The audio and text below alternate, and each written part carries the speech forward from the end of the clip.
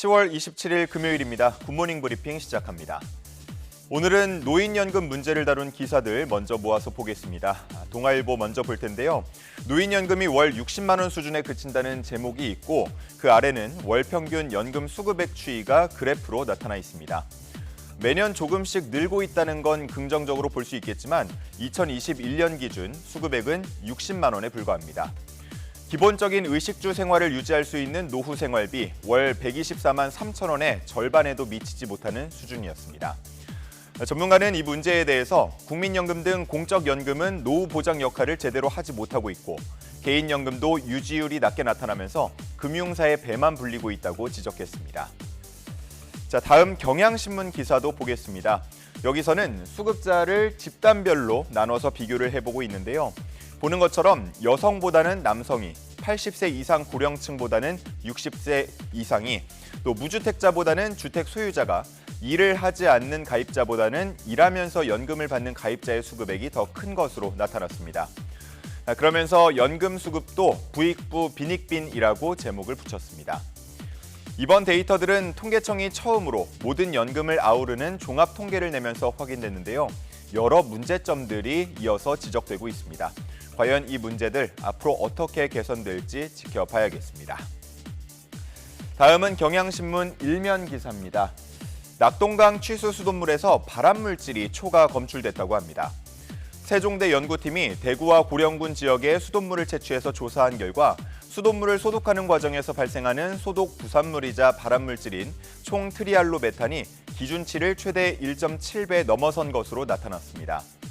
이곳의 수돗물은 모두 낙동강에서 취수한 물을 정수해서 공급받는데 오염된 물을 식수 수준까지 정수 처리하려다 보니 지나치게 많은 소독물질을 투입하면서 생긴 문제가 아니냐는 의견이 나오고 있습니다. 연구진은 식수 안전을 위해서 취수원을 옮기거나 취수 방식을 바꿔야 한다고 주장하고 있습니다. 또 환경부도 취수원 변경을 검토하고 있는 것으로 알려졌는데요. 내년까지 사업의 기본 설계와 환경 영향 평가 등을 진행하고 2028년까지는 마무리한다는 계획입니다. 참고로 발암물질이 초과 검출된 구체적인 측정 지점에 대해서는 해당 지역 주민들의 지나친 공포심을 우려해서 구체적으로 밝히진 않았습니다. 다음은 서울신문 기사입니다. 지난 3월 지방자치법 개정안이 국회를 통과하고 지난달부터 시행되면서 전국 광역기초의회는 산하기관장에 대한 인사청문회를 도입하는 내용을 담은 조례 제정에 앞다퉈 나서고 있다는 내용입니다. 시행일에 맞춰서 일찌감치 조례 제정을 마친 대구시의회와 경북도의회 등은 이미 대구의료원장 또 안동의료원장 후보자에 대한 인사검증을 진행한 바 있습니다. 산하기관장 인선은 그동안 종종 밀실 인사, 보은 인사 논란이 있어 왔는데요. 이번 조례 제정으로 최소한의 자질과 도덕성 등을 검증할 수 있게 됐다면서 기대하는 분위기가 생겼습니다. 하지만 개정된 지방자치법은 지자체장이 지방의회에 요청해야 인사청문회를 열 수 있는 것으로 규정하고 있는데요. 그러다 보니까 법적 근거를 더 공고히 해야 한다는 목소리가 커지고 있습니다. 지자체장이 의무적으로 인사청문을 요청하도록 하는 등 강제성을 띄어야 실효성이 있을 거라고 말하고 있습니다. 자, 오늘 마지막으로 볼 기사는 조선일보에 실려 있습니다. 가운데 지금 사진이 하나 보일 텐데요. 경제학자 장하준 교수와 백종원 대표의 모습이 보입니다. 그런데 자세히 보면 이름 아래 작게 광고라고 쓰여 있고요.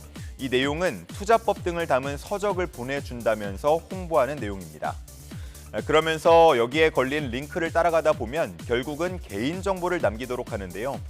이렇게 유명인을 사칭한 피싱 계정이 최근에 급증하고 있는 것으로 나타났습니다. 현재 일부 SNS 업체 측은 광고료만 지불하면 무분별하게 노출 횟수를 늘려주고 있습니다.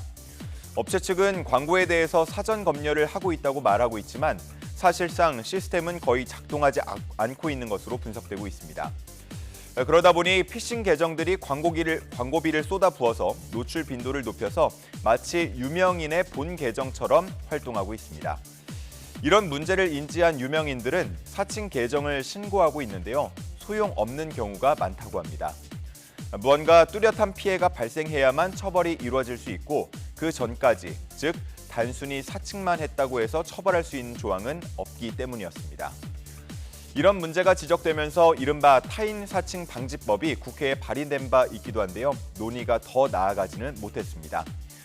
따라서 전문가들은 지금 단계에서는 피해를 막기 위해서 이용자들의 주의가 필요하다고 말하고 있습니다. 무료로 책이나 돈이 되는 정보를 나눠준다고 하면 일단 의심해야 하고 특히나 개인정보를 입력하라는 요구에는 응하지 않는 것이 좋다고 말하고 있습니다. 10월 27일 아침 신문 살펴봤습니다. 지금까지 굿모닝 브리핑이었습니다.